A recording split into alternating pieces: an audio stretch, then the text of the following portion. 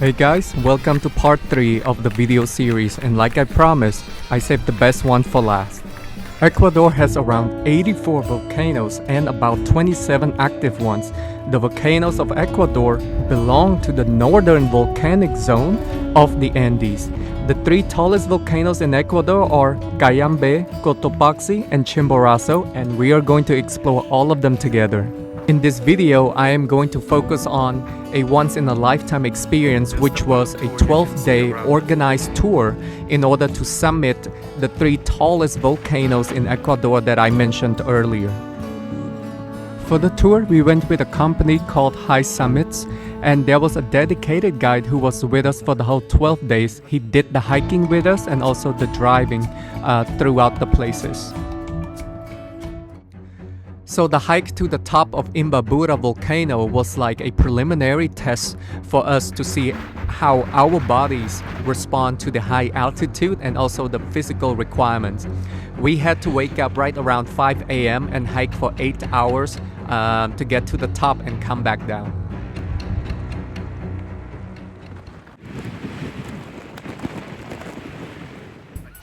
As part of the tour, we spent one night in Otavalo town, and this town is known for the artisan market that is the biggest one in Ecuador on the weekend. And something interesting about this town also is that the presence of the indigenous people is very strong. Alright, now we are on our way to go summit the 3rd highest volcano, which is called Cayambe. We spent 3 nights in the refuge in Cayambe because we were also doing 2 days of glacier school. And the reason we decided to do glacier school, because why not?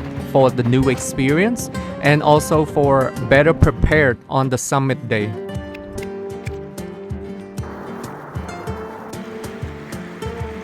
For the glacier school, we learned how to ice climb, ice walk, crevasse rescue. Now that one was very interesting, and also rope tie. So my question to you is, would you be interested in a glacier school? Alright guys, here comes the big day. So on the summit day, you would have to wake up at 11 p.m. and go to sleep at right around 5 p.m. After you wake up, you would have a light breakfast and then you would start preparing for your hike.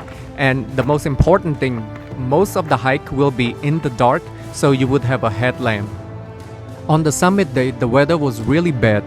Other groups of hikers decided to abort the hike, except for us. We were the only group who was able to summit. And the reason was that it could be really dangerous when you cannot see where you're going, and especially fresh snows is covering the crevices. The hike was definitely challenging because it required physical strength and also mental strength. Oh, did I mention that it's really hard to breathe up there because of the lack of oxygen? Okay, now don't worry that we would be summiting the volcanoes back to back to back. We actually have rest days in between, and to be honest, you need it, right? The lack of sleep and all of that. And we are so glad that that was the case. We got to stay in this hotel. It's essentially a property with a farm on site. It felt so cozy, relaxing, and we also got to interact with all kinds of animals. Alright, are you all rested up? So now we're on the way to summit the 2nd highest volcano, and it might also be the most famous one in the Western world. It's called Cotopaxi. On the summit day, the same routine repeats. Basically, you wake up at around 11 or 11:30, have a light breakfast, and then you start your hike. The reason you hike in the middle of the night, because it is very cold so that the snow is not melting and there won't be as many crevices. It was truly an amazing morning to summit Cotopaxi because it was incredibly beautiful. We were watching the sunrise. By starting the hike at around midnight, you would reach the peak between 6 to 7 a.m. for the sunrise. Some really important tips for the hike: bring snacks that is high in sugar, and you have to continuously hike, and you can take breaks, but you have to keep going. And thirdly, bring a thermostat that you can put hot water in it. Before we start talking about our last summit and the most important one, we are just going to spend a relaxing day in Baños, and we decided to go to a spa because it would definitely really help our bodies recover.